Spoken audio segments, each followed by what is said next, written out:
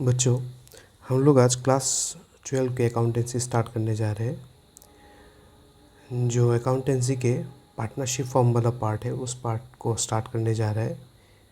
That is part A volume 1, जहाँ first chapter होगा accounting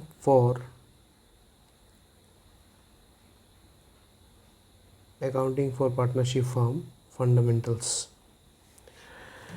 तो इस चैप्टर को आज हम लोग स्टार्ट करने जा रहे हैं। तो चैप्टर स्टार्ट करने से पहले कुछ चीज़ें बताना है आप लोगों को।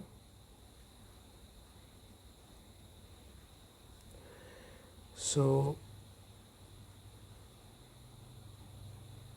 this is basically the result of our offline coaching center, which is named as Adhyayan.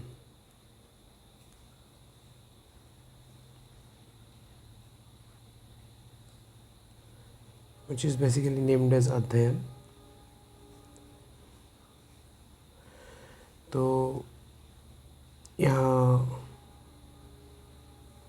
जो रिज़ल्ट हो गया क्लास 25 ईयर 2025-26 में जो फ़िलहाल रिज़ल्ट आया क्लास 12 का, उसमें कुछ रिज़ल्ट्स बच्चों का रिज़ल्ट है। जहाँ एक बच्चा है जिसको अकाउंटेंसी में 81 मिला है, कुणाल बरुआ। अकाउंटेंसी में 81 मिला है और बिज़नेस स्टडीज़ में उसको 86 मिले हैं। और ये बच्चा असम स्टेट बोर्ड के से अपेयर हुआ है। दूसरा हो गया निकू शर्मा, और ये जो बच्चा है क्लास 12 का ही है, CBSE बोर्ड का है। इनको अकाउंटेंसी में मिला 96 और बिज़नेस स्टडीज़ में मिला 88। ये बच्चा बहुत अच्छा रिज़ल्ट किया अकाउंटेंसी में। एंड अभी वो CA को परस्यू कर रहा है। CA कोर्स में अपने आप को एनरोल किया BCom के साथ। नेक्स्ट हो गया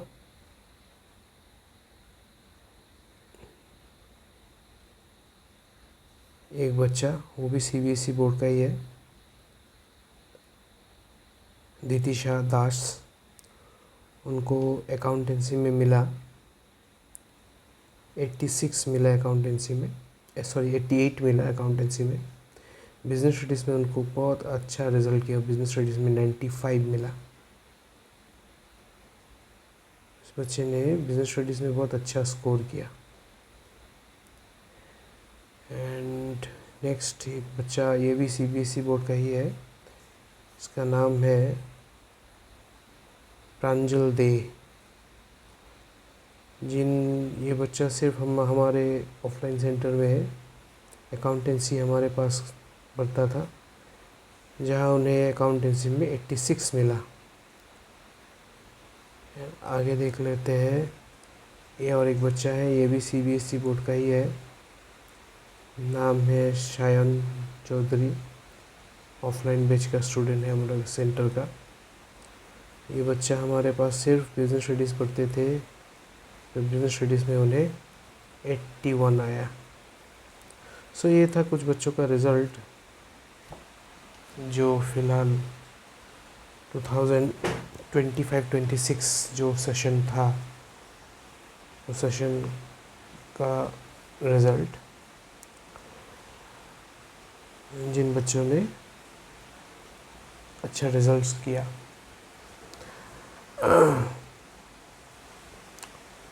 सो आगे देख लेते हैं। तो हम लोग जो चैप्टर स्टार्ट करने जा रहे हैं वो चैप्टर हो गया पार्टनरशिप का फंडामेंटल्स। तो बच्चों, मैं आप लोगों को ये रिक्वेस्ट करूँगा कि इस चैनल को आप लोग सब्सक्राइब कर लें। यहाँ आपको बकवास नहीं मिलेगा, प्योर अकाउंटेंसी के गाइडेंस अच्छे से मिलेगा। जो बोर्ड के लिए अप्रोप्रिएट चीज़ें वो सारे चीज़ें बताया जाएगा, उसी तरीके से आपको गाइड किया जाएगा।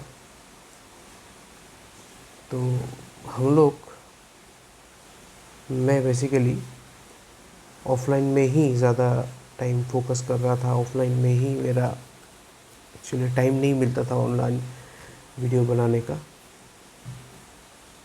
तो समहाउ मैंने मैनेज किया और ये डिसाइड किया कि अभी से ये ऑफ़लाइन के साथ साथ ये ऑनलाइन के प्लेटफॉर्म के बच्चों को भी मैं सेम तरीके के गाइडेंस प्रोवाइड करूँगा अकाउंटेंसी के लिए। सो आई होप अच्छे से अकाउंटेंसी सीखने के लिए आप लोग हमें ज्वाइन करेंगे। चलिए स्टार्ट करते हैं। तो फर्स्ट ऑफ ऑल ये चैप्टर है पार्टनरशिप के फंडामेंटल्स के बारे में। So before moving ahead we need to know what is partnership. So partnership is defined by Indian Partnership Act 1932 section 4 as follows. Partnership जो बिजनेस वो partnership act Indian partnership act 1932 के under regulate होता है और Indian partnership act 1932 के section 4 में partnership का क्या डेफिनेशन दिया गया। Partnership is the relationship between persons who have agreed to share the profits of a business carried on by all or any of them acting for all. तो partnership का मतलब है कि जब दो या दो से ज़्यादा लोग एक साथ आते हैं और एग्री करते हैं कि एक बिज़नेस चलाएंगे एंड प्रॉफिट शेयर करेंगे, उसी को पार्टनरशिप कहा जाता है।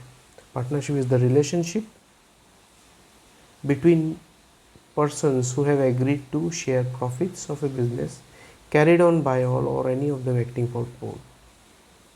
तो जो लोग एक साथ आते हैं बिजनेस करने के लिए, एग्री करते हैं और मिलके एक बिज़नेस को चलाते हैं एंड इन फ्यूचर बिज़नेस के प्रॉफिट या लॉस को शेयर करते हैं, तो उसी बिज़नेस को जो सब लोग मिलके चला रहे हैं उसी बिज़नेस को पार्टनरशिप बिज़नेस कहा जा रहा है। अभी लास्ट में क्या लिखा गया है, कैरीड ऑन बाय ऑल और any of them acting for all. Suppose मान लीजिए कि 5 इंडिविजुअल मिलके एक बिज़नेस पार्टनरशिप बिज़नेस स्टार्ट किया। ऐसा हो सकता है कि 5 लोग एक्टिवली उस बिज़नेस में काम करें और बिज़नेस को आगे बढ़ाए, या ऐसा भी हो सकता है कि उस 5 में से कोई एक काम कर रहा है एक्टिवली पार्टनरशिप बिज़नेस में और बिज़नेस को आगे बढ़ा रहा है। तो वही बोला, ये ऐसा हो सकता है कि कैरिड ऑन बाय ऑल, या तो सब मिल के चला रहा होता है, ऐसा भी हो सकता है कि कोई एक मिल के चला रहा है। एनीवे ऐसा भी हो सकता है कि 5 में से सपोज मान लीजिए 2 या 3 आदमी मिल के चला रहा है, तो ये पॉसिबल है। तो बेसिकली पार्टनरशिप क्या समझे है, partnership is the relationship between the individuals और persons who are agreed to start a business with a profit motive and they willing to share profits in future at an agreed rate.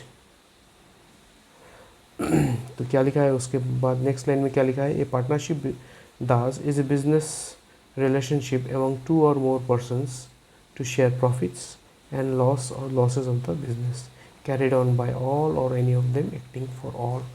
तो definition से हम लोग क्या समझ पा रहे हैं कि partnership Das is a business relationship among 2 or more persons to share profits and losses of the business, जिस बिज़नेस को कैरिड ऑन बाय ऑल और any of them acting for all, या तो सब मिल के चला रहा होता है या तो कोई एक या 2 आदमी मिल के चला रहा होता है। तो ये हो गया पार्टनरशिप बिजनेस। अभी पार्टनरशिप बिजनेस में पार्टनर का मतलब क्या है, जो इंडिविजुअल्स इस बिज़नेस को चला रहा होता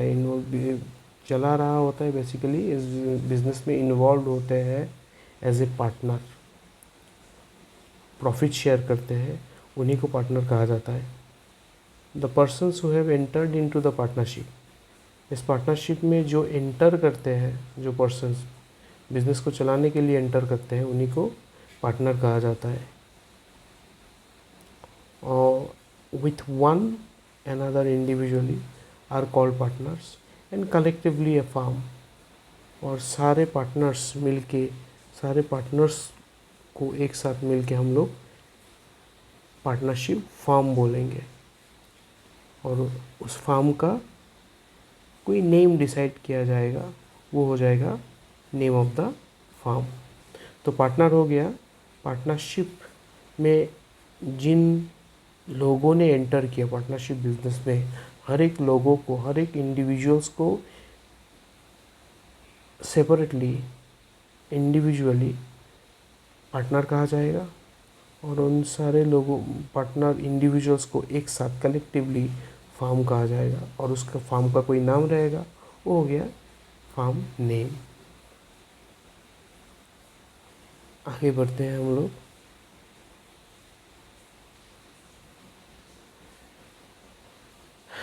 तो एक पार्टनरशिप बिजनेस के क्या क्या एसेंशियल फीचर्स होंगे या तो कैरेक्टरिस्टिक्स होंगे, वो हम लोग देख लेते हैं।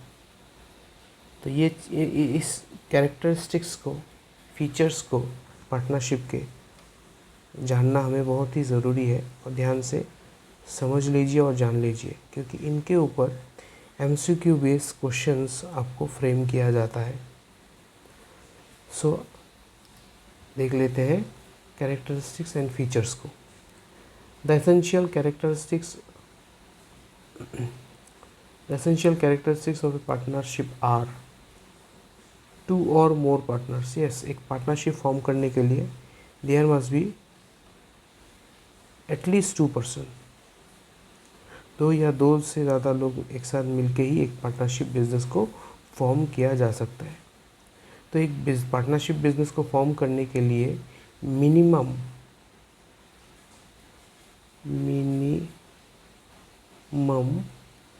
2 पर्सन ज़रूरी है एंड मैक्सिमम 50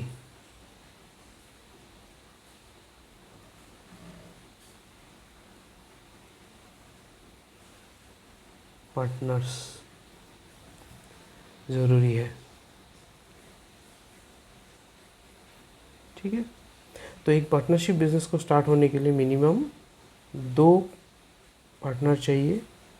और अब एक पार्टनरशिप फॉर्म में मैक्सिमम जो पार्टनर्स को एक्सटेंड, नंबर ऑफ पार्टनर्स को एक्सटेंड करेंगे, वो मैक्सिमम 50 पार्टनर्स एक साथ मिलकर पार्टनरशिप बिजनेस को चला पाएगा।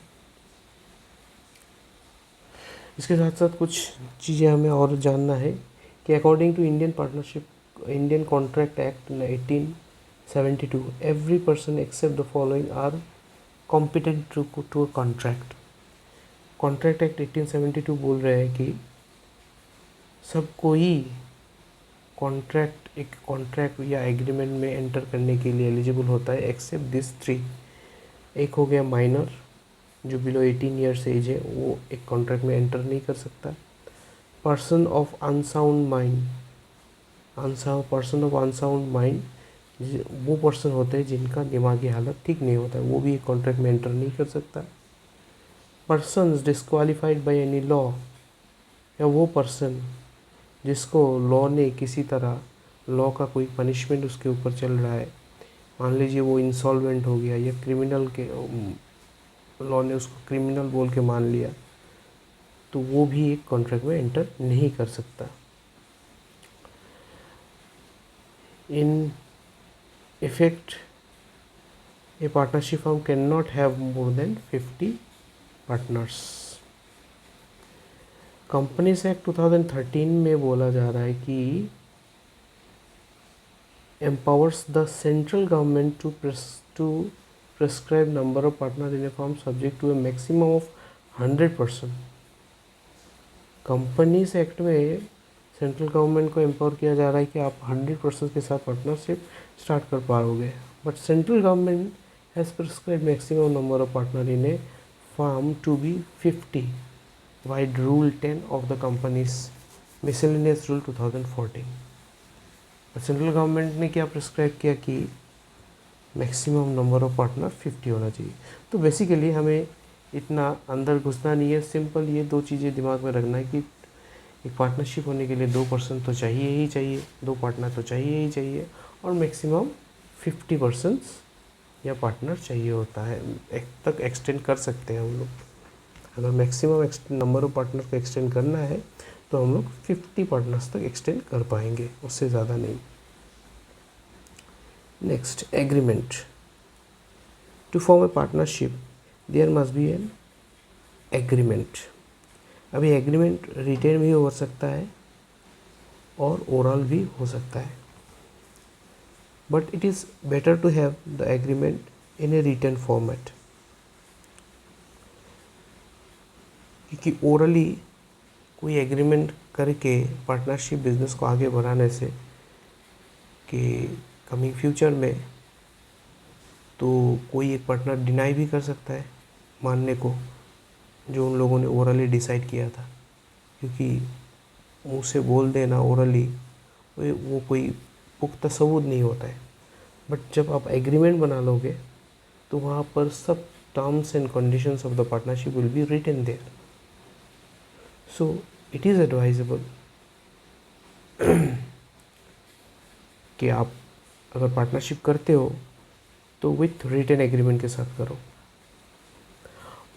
The written agreement among the partner is known as partnership deed. और पार्टनरशिप बिजनेस में पार्टनर्स के बीच जो रिटन एग्रीमेंट बनेंगे उसको पार्टनरशिप डीड कहा जाता है, and sometimes article of partnership भी कहा जाता है। तीसरा फीचर्स क्या है? Lawful business. आप पार्टनरशिप करने जाओगे, पार्टनरशिप बिजनेस ऐसा बिजनेस होना चाहिए कि वो लॉफुल है, लॉफुल बिजनेस होना चाहिए। मतलब कोई इलीगल बिजनेस आप पार्टनरशिप में स्टार्ट करोगे तो वो पार्टनरशिप एक्ट में वो पार्टनरशिप बिजनेस बोल के एक्सेप्टेबल नहीं है।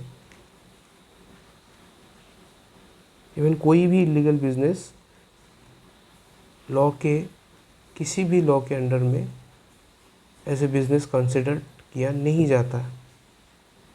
सो उसी तरह पार्टनरशिप बिजनेस को भी, अगर पार्टनरशिप बिजनेस चलाना है, बिजनेस करना है, that business should be a lawful business, illegal होना नहीं चाहिए। ए partnership is established for a lawful business. Number 4, profit sharing.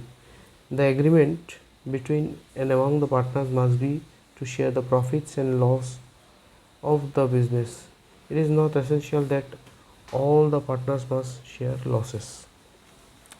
तो प्रॉफिट शेयरिंग एग्रीमेंट में पार्टनर्स के बीच किस रेशियो में प्रॉफिट शेयर होगा या लॉस को शेयर किया जाएगा वो मेंशन होना है। बट ये चीज़ भी हमें दिमाग में रखना है कि it is not essential that all the partners must share losses, कि हर कोई पार्टनर लॉस शेयर करेगा ये ज़रूरी नहीं है। प्रॉफिट शेयरिंग रेशियो होगा कि प्रॉफिट हो रहा है बिजनेस में या लॉस हो रहा है, उस प्रॉफिट या लॉस को किस रेशियो में बांटा जाएगा, there must be some ratio in the agreement. But ये एसेंशियल नहीं है कि हर पार्टनर लॉस शेयर करेगा। प्रॉफिट तो सबको ही शेयर करेगा, बट लॉस कोई एक पार्टनर, एक या दो, डिपेंडिंग ऑन द एग्रीमेंट, तो ऐसा हो सकता है कि पार्टनर लॉस शेयर ना करे। कोई एक, मान लीजिए 5 पार्टनर है, उसमें से 1 या 2 पार्टनर लॉस शेयर नहीं करता है। क्यों नहीं करता है लॉस शेयर, वो हम लोग आगे जब ये इसी चैप्टर को आगे बढ़ेंगे उसमें गारंटी ऑफ प्रॉफिट का एक टॉपिक आएगा, उस टॉपिक में हम लोग आगे अच्छे से समझ पाएंगे। नेक्स्ट, तो ये बहुत इम्पॉर्टेंट लाइन है, इसको नोट डाउन कर लीजिएगा, क्योंकि इसके ऊपर sometimes MCQ based question frame किया जाता है कि ज़्यादातर बच्चे ये गलती कर देते हैं कि हर कोई पार्टनर लॉस शेयर करता है। There may be a situation कि यहाँ वहाँ ऐसा भी हो सकता है कि कुछ पार्टनर सिर्फ प्रॉफिट ही शेयर कर ले, लॉस को नहीं शेयर कर रहा होता है। Number 5, business can be carried on by all or any of the partner acting for all. अभी थोड़ी देर पहले ही हम लोग डेफिनेशन में डिस्कस किए थे कि ये जो पार्टनरशिप बिजनेस ऐसा भी हो सकता है कि the business of the partnership can be carried on by all the partners और by any of them acting for all the partners. कि ये ऐसा हो सकता है कि हर कोई पार्टनर्स मिल के काम करे पार्टनर बिजनेस के लिए, या ऐसा भी हो सकता है कोई एक पार्टनर पूरा बिजनेस को दूसरे पार्टनर्स के लिए भी चला रहा होता है। तो these are basically the essential characteristics और फीचर्स। एक बार रिपीट कर लेते हैं कि फर्स्ट कैरेक्टरिस्टिक्स क्या देखे हैं हम लोग कि 2 और मोर पर्सन्स होना चाहिए to start a partnership business. There must be some agreement can be in a written form और oral, and it is more appropriate, more important to have a written agreement. हम लोग पार्टनरशिप में जो business start करने जाएंगे, that business must be a lawful business, it should not be A illegal business. And number 4, business करने के बाद at the end of the year जो भी प्रॉफिट या लॉस होगा, उस प्रॉफिट एंड लॉस को किस रेशियो में शेयर किया जाए, वो प्रॉफिट शेयरिंग रेशियो भी एग्रीमेंट में होना चाहिए। उसके साथ साथ एक इम्पॉर्टेंट चीज़ क्या दिमाग में रखना है कि ऐसा नहीं है कि हर कोई पार्टनर प्रॉफिट ही शेयर करेगा या लॉस शेयर करेगा। ऐसा भी हो सकता है कि कुछ पार्टनर सिर्फ प्रॉफिट ही शेयर कर रहा होता है, लॉस शेयर नहीं करते हैं। And 5th one is business can be carried on by all or any of the partner acting for all.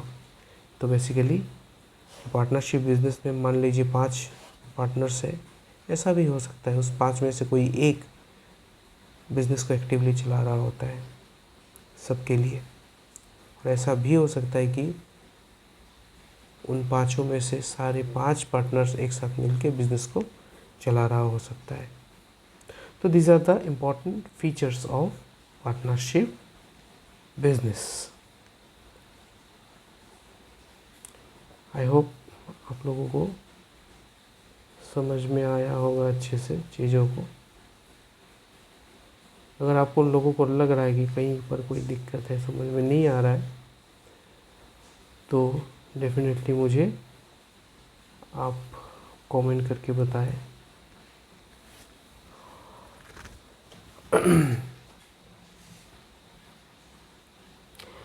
अभी हम लोग डिस्कस करेंगे पार्टनरशिप बिजनेस में पार्टनर्स का क्या क्या राइट्स होता है, बिजनेस के ऊपर उनका क्या क्या अधिकार होते हैं, राइट्स होते हैं। These are also very important. You should keep in mind. You should read every points very carefully. First one, every partner has the right to participate in the management of the business. हर एक partner को ये right है कि वो business के management में participate करे, business को चलाने में वो पार्टिसिपेट करे, बिजनेस को मैनेज करने में पार्टिसिपेट करे, हर एक पार्टनर का राइट है। Number 2, every partner has the right to be consulted about the affairs of the business. हर एक पार्टनर को ये राइट है कि बिजनेस के अलग अलग एक्टिविटीज़ या अफेयर्स के बारे में उसके साथ कंसल्ट किया जाए। उस हर एक पार्टनर को ये राइट है कि बिजनेस के हर एक एस्पेक्ट के बारे में उसको नॉलेज हो, अलग दूसरे सारे पार्टनर्स उनके साथ कोई भी डिसीजन लेते समय उसके साथ कंसल्ट करें। Number 3, every partner has the right to inspect the books of account and have a copy of it. हर एक पार्टनर को ये राइट्स रहता है कि बुक्स ऑफ अकाउंटिंग को इंस्पेक्ट करे यानी चेक करे एंड उसका कॉपी अपने साथ रखे या कॉपी बिजनेस से लेके अपने साथ रख के चीज़ों को अच्छे से इंस्पेक्ट करने के लिए। Number 4, Every partner has the right to share profits and loss or losses with others in the agreed ratio. हर एक पार्टनर्स का ये राइट्स होता है कि वो प्रॉफिट या लॉस शेयर करे इन एन एग्रीड रेशियो। तो जो एग्रीमेंट बनेगा उस एग्रीमेंट में प्रॉफिट शेयरिंग रेशियो गिवन रहेगा, उस रेशियो में प्रॉफिट शेयर करें। सपोज मान लीजिए ए बी सी 3 पार्टनर है, उन लोगों ने डिसाइड किया कि वो लोग प्रॉफिट शेयर करेगा 3:2:1 रेशियो में। तो ये हो गया एग्रीड रेशियो। इस रेशियो में वो लोग फ्यूचर का जो प्रॉफिट या लॉस होगा शेयर करेगा। If a partner has number 5, if a partner has advanced loan he has the right to receive interest thereon at an agreed rate of interest। अगर पार्टनर बिजनेस को कोई loan देता है उसके इसमें पार्टनर्स को पूरा राइट है कि वो बिजनेस से इंटरेस्ट ले at an agreed rate of interest. और वो रेट ऑफ इंटरेस्ट कितना लेगा वो अगर एग्रीमेंट में मेंशन है उस एग्रीमेंट के रेट ऑफ इंटरेस्ट के हिसाब से ही लेगा। अगर एग्रीमेंट में रेट ऑफ इंटरेस्ट गिवन नहीं है कि पार्टनर से लोन लेने के बाद पार्टनर को कितना रेट ऑफ इंटरेस्ट से इंटरेस्ट भरना है, वो रेट ऑफ इंटरेस्ट अगर गिवन नहीं रहता है उस केस में हमें इंडियन पार्टनरशिप एक्ट का हेल्प लेना होता है। और इंडियन पार्टनरशिप एक्ट 1932 क्या कहता है कि उस पार्टनर को आप 6% पर एनम के हिसाब से, per annum rate of interest के हिसाब से आप इंटरेस्ट दीजिए उनके लोन के ऊपर। Number 6, in case of an emergency a partner has the right to act according to his best judgment and be indemnified for the expenses incurred by him। तो किसी भी इमरजेंसी सिचुएशन में a partner has the right to act according to his best judgment और quick judgment ले सकता है, quick decision making कर सकता है। And be indemnified for expenses incurred by him. अगर इमरजेंसी में या किसी कारण से उसको अपने पॉकेट से कुछ एक्सपेंस करना पड़े ऑन बिहाफ ऑफ बिजनेस, तो it is the responsibility of the partnership business to indemnify, to pay back the expenses to that partner. अगर इमरजेंसी में कोई ऐसा कुछ घटना घट गया जिसमें कोई लॉसेस हो गया, जिस लॉस को मान लीजिए एक पार्टनर ने बेयर कर लिया on behalf of the firm, तो वो लॉस को का सेटलमेंट, उस लॉस को सेटल करना पड़ेगा। पार्टनरशिप फार्म पैसा उस पार्टनर को पेमेंट करेगा, क्योंकि ये लॉस जो है वो पार्टनर का इंडिविजुअल लॉस नहीं है, पर्सनल लॉस नहीं है, वो लॉस था पार्टनर फार्म का। But at a point of time partner ने on behalf of the firm अपने पॉकेट से पेमेंट कर दिया। इसका मतलब ये नहीं कि वो उसका पर्सनल लॉस बन गया। सो फार्म को उस पार्टनर को पे बैक करना पड़ेगा अगर वो पार्टनर अपने पॉकेट से कुछ पैसा ऑन बिहाफ ऑफ फार्म दे रहा है। Number 7, a partner has the right not to allow the admission of a new partner. Partner का ये भी राइट्स रहता है कि नया पार्टनर अगर बिज़नेस में आना चाहता है, पार्टनरशिप बिजनेस में आना चाहता है, एडमिशन करना चाहता है, उस केस में partner has the proper right कि वो मना कर सकता है, डिनाई कर सकता है, डिसअलाउ कर सकता है। After giving proper notice a partner has the right to retire from the firm. Partner का ये भी राइट होता है कि वो फार्म से रिटायरमेंट ले, बट रिटायरमेंट लेने से पहले फार्म को नोटिफाई करना पड़ेगा, जो बताना पड़ेगा कि वो रिटायरमेंट लेना चाहता है।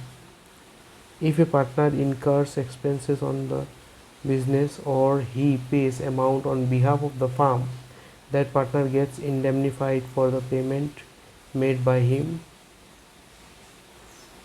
From the firm. If a partner incurs expenses on the business or he pays amount on behalf of the firm, that partner gets indemnified for the payment made by him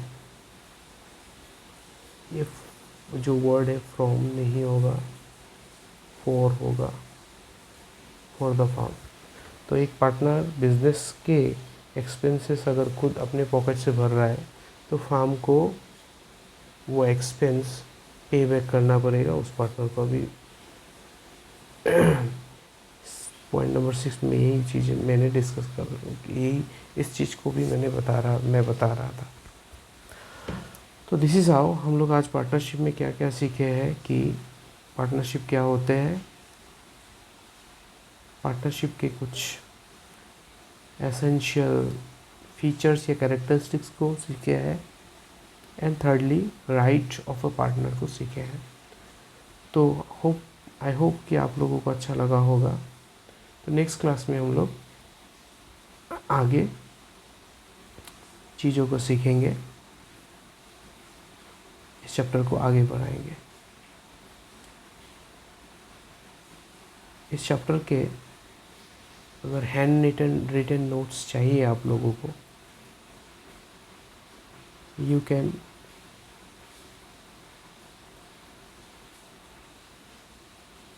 WhatsApp कर सकते हैं, आप लोग WhatsApp कर सकते हैं। WhatsApp करने के लिए नंबर रहेगा 97064753 और इस नंबर में आप व्हाट्सअप करते हुए आप लोग लिखेंगे क्लास 12 2026-27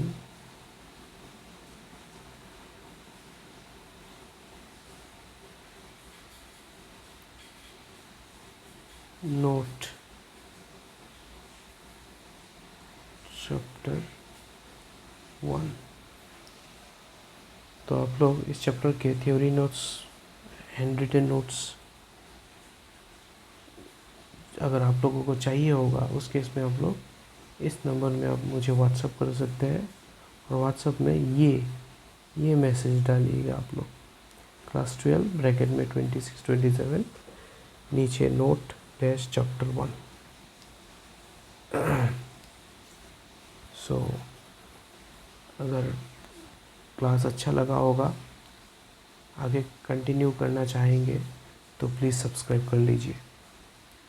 थैंक यू।